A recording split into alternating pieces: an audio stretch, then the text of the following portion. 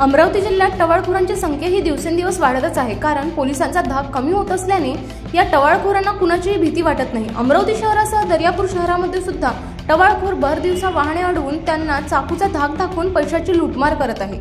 अशीच एक घटना सोमवार दिनांक 3 फेब्रुवारी रोजी सायंकाळी 6च्या सुमारास दर्यापूर पोलीस स्टेशन हद्दीत दर्यापूर ते अकोला मार्गावरील टोंगलाबाद फाट्याजवळ घडली।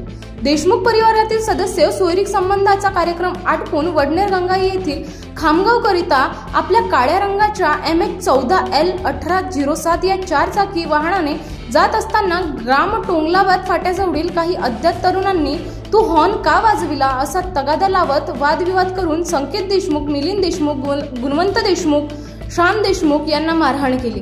सदर कारचे काच फोडून पैशांची मागणी करून बळजबरीने मोबाईल हिसकून घेतले, परंतु संकेत देशमुख यांनी झटपटीने मोबाईल परत घेतला आणि थेट दर्यापूर पोलीस स्टेशन गाठले। हल्लाकरांना अज्ञात तरुणांची संख्या 4 ते 5 असल्याची प्राथमिक माहिती समोर आली आहे। सदर हल्ल्यामध्ये देशमुख परिवारातील 2 सदस्य गंभीर जखमी झाले आहे। हल्ला करणाऱ्या अज्ञात तरुणांचा उद्देश नेमका काय होता हे समजले नाही। फिर्यादीच्या तक्रारीवरून दर्यापूर पोलीस स्टेशन मध्ये गुन्हा दाखल करण्यात आला आहे।